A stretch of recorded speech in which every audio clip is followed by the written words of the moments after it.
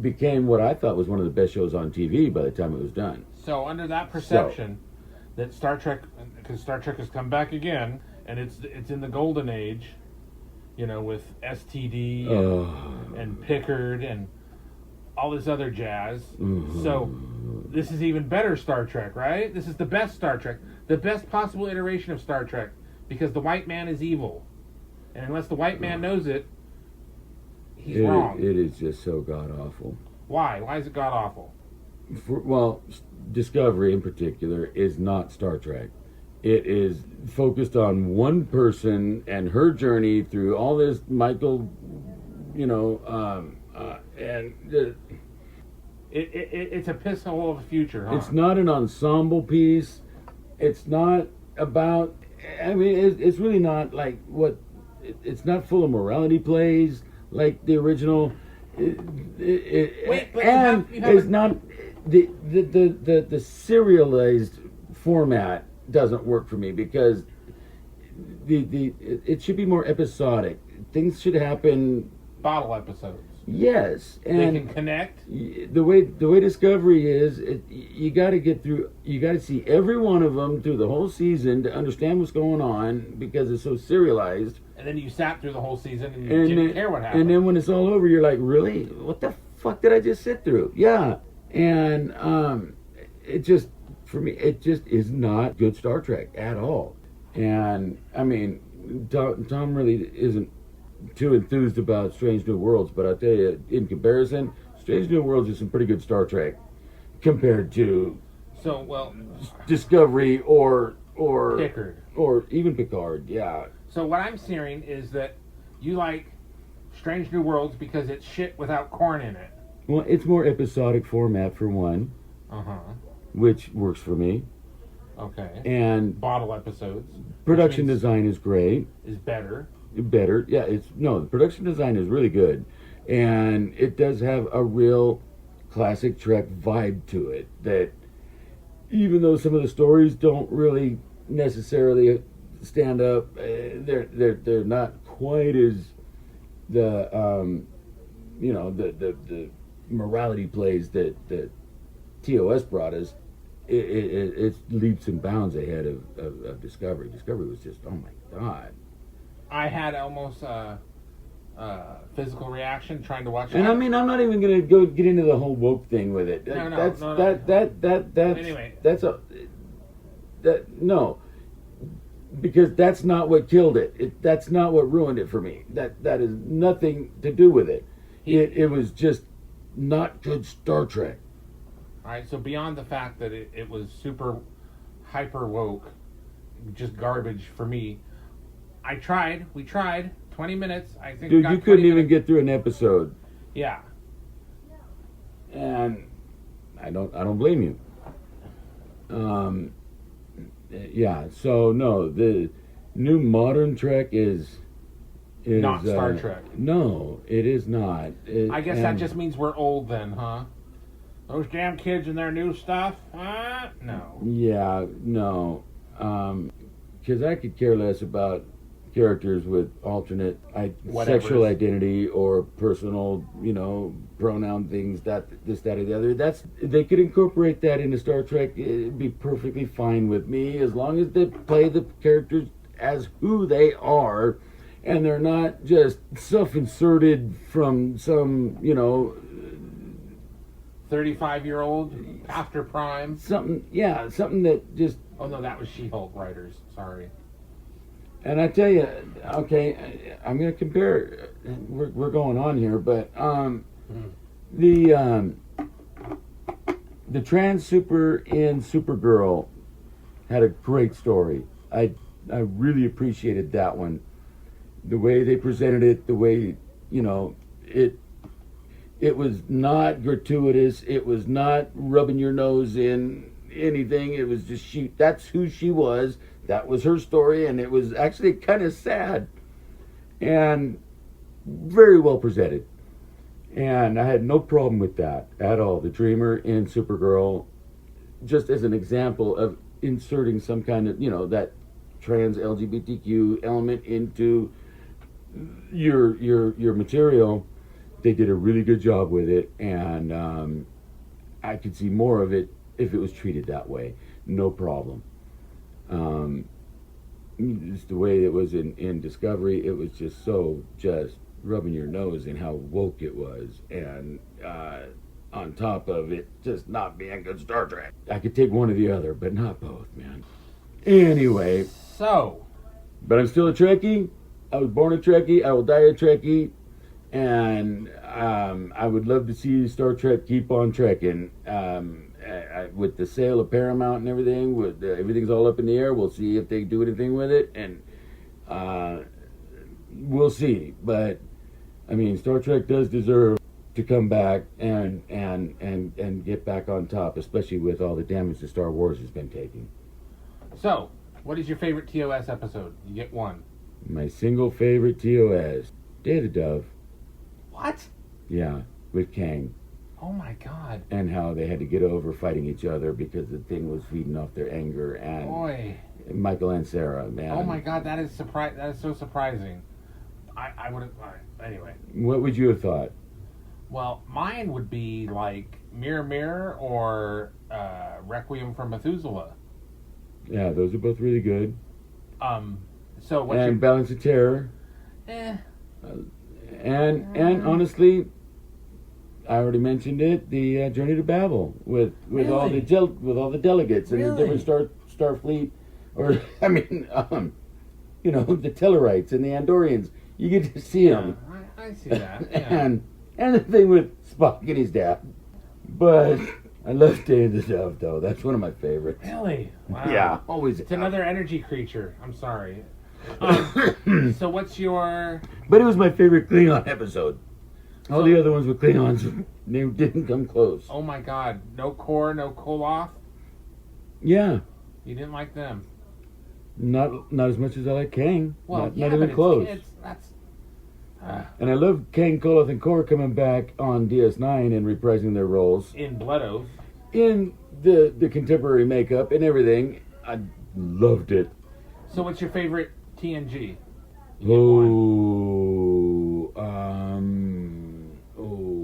TNG, my favorite. Oh, God damn it. I got nothing right now. We're gonna have to edit this. Yeah, I got nothing. All right. Well, mine's The Nth Degree. The Nth Degree. Okay. With Barclay Yeah. being all that he can be. Yeah. Oh, the Barclay ones were fun. Yeah. I did like the Barclay ones. But I think my favorite. I know you're an Encounter Farpoint fan. Okay, I got a story about that.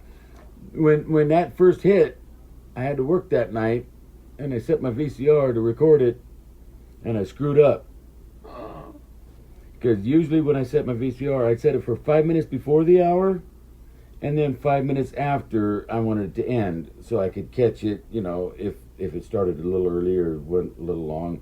So, I should have set my timer from 7:55 to 9:50 to 10:05 for the 2 hours, 8 to 10.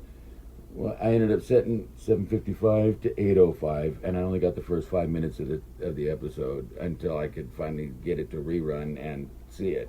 So it was like, I don't know, 2 months. That was such a tease. Oh, it was. It totally blue-balled you. I was so disappointed. It was my fault. I set my timer wrong, but I was so bummed when I got home because I was so excited to see the new Star Trek premiere. Yeah, I can't wait. Put it on. Start it right now. And you just it went like 5 minutes into it, and it stopped, and I'm like, what the fuck?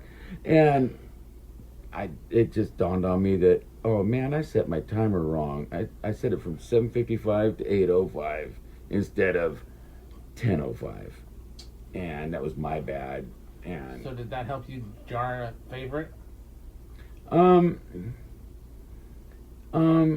There was the one, I forget the name of it. There was the one with it was with Data, and he was like possessed by another spirit, or Masks. Season 7? Yeah, and Masks. Yeah, I believe that's the right. He had the like campfire. Yeah. I Masks. loved that one. Really? I did because Oh, Brent Spiner's acting was outstanding in it. okay. Yeah. Favorite DS9? Well, pretty much any of them that dealt with the Ferengi. I Really? love the Ferengi ones because they delved into Ferengi culture, Yes. more than any of the other series, which is one of the things I loved about DS9 was that really, It wasn't talking about humans and well, that and having Quark be the bar owner and his brother Rom and their dynamic, yeah. and even Nog growing up to be the first Ferengi to go to Starfleet Academy. But besides that, all of the Ferengi culture that they showcased through those characters, I just love that part. All right. So mine, DS9 favorite. I can't. There isn't one. It's any one of them with Garrick. Yes. Not because they now think he's a gay, because he's not. Yeah, whatever. It's because he is a duplicitous bastard. Garrick was great. And I love, because I And quoted the guy played him so well, too. Andrew J. Robinson, and I great. quoted in Way of the Warrior, I want you to taste this. What is it? It's a human drink. He drinks. It's vile. And Quark goes into, oh, yeah, it's root beer, and it's so bubbly and cloy. It's insidious. Just like the Federation. Yeah. So any issue, any episode with Garrick from past prologue, I think he was in that one, Yeah. to The Wire, all the way to the end, the last episode, What You Leave Behind. He was great. He could have had his own show. But anyway, favorite Voyager. The Brad Dourif ones. Who? The ones with the murderer guy. Oh, so the... Brad Dourif Yeah, played yeah, him. yeah. I'm a huge fan of Brad's, and the fact that the fact that he was on it. Those are it. Just the fact that he was on it. I think he was 2 of them, maybe 3. Where he got the murdered, and then the season Then finale, he- the season premiere of... And then he was in the brig, and they had Yeah. to pull him out for something because, but yeah, no. It might have been 4 episodes. Yeah. Just that he was in it. Favorite. Wow. Just for that reason only. So mine, Huge fan of Brad's. it's kind of 4 episodes, but if we really... I mean, as a standalone, I guess the Voyager Conspiracy is my favorite, even though I like Year of Hell more. Yeah. Because the Voyager Conspiracy has problems because it's a lie. Because then the Equinox shows up. So that means 7 was right. Yeah. Okay, so then I also like Timeless. Yeah. That was pretty much like, that's how hardcore these people are for each other, which I kind of liked. And I like the one where Chakotay took Janeway on that spirit Quest? quest, Journey? the vision quest to find her spirit guide, which was first season, Oh, probably, yeah. and addressed and showcased his indigenous heritage and traditions that were still Now he was South American Indian, right? yeah, and from a tribe that was a fictional tribe because the tattoo. Yeah, because I was trying to like. And I Is thought there a that- tribe down there that does that? Because I thought that was more of a North American tribe sort of thing, Yeah, but where they just homogenizing to. I think somewhat homogenized, but it's still I liked that he was sharing his culture with. But with I'm not Janeway trying like that. to And- pick your choice apart. Right, I'm just what- asking questions. The thing is, I really liked that one, and I was really kind of disappointed that we didn't really see any more of that from then on. Yeah, so was You the know, actor. the only thing that we got. The actor was really upset. Well, yeah,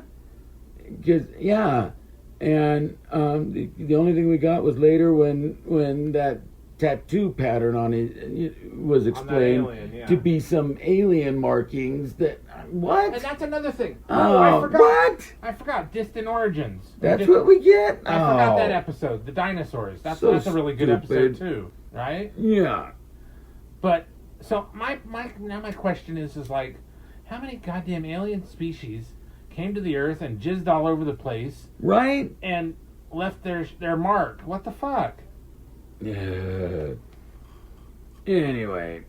So favorite. No, again, I dug that Chakotay was a native, Yeah. indigenous, whatever, a tribal Indian person that they acknowledged, and I was really, not too impressed with how they just Dropped it. didn't develop it at all. They introduced it, and I don't know if it was negative feedback they got or not or what. I think it was more of Rick Berman kind of just not wanting to do it. But I thought that it could have just been more present in his character's portrayal, and just things that he said should have just reinforced it. Anyway. And then what do you think about the Black Vulcan? Having never seen a Black Vulcan anywhere before. Because Tim Russ is great. We ain't found shit. Yeah, no, I love it. As far as that goes, yeah, Tim Russ was One of the best characters on the show. probably, easily. And the Doctor. One of the best Vulcan performances I've Yes. out of anybody who's ever Right played a there with Vulcan. Nimoy. He was right up there. And the thing is, he was full-blooded Vulcan. He was not struggling with his half-human Yeah. side like Spock. So there was none of that to even dick around with. Yes. He was great. And I loved his character. And, I'm okay with No, it's not about being dark-skinned okay. Vulcan. No, it's not about being okay. I just just because... I just would have liked to have seen one. Like, why did they have one in one of the movies or in TNG? But, I mean... You know what I'm saying? You would think that geographically there would be places on Vulcan where they'd have darker skin. But wouldn't we they just all never be? came across one of them But before. wouldn't they all be because it's hot? Isn't that one of the things? Is that a hot desert world? Yeah. You would think, but And then Romulans, wouldn't they also be? But then, of course, that means that the writers aren't thinking about things. I'm just saying. well, I mean, I don't, and it's not that I think he was great. Tuvok is one of the reasons I actually watched the show.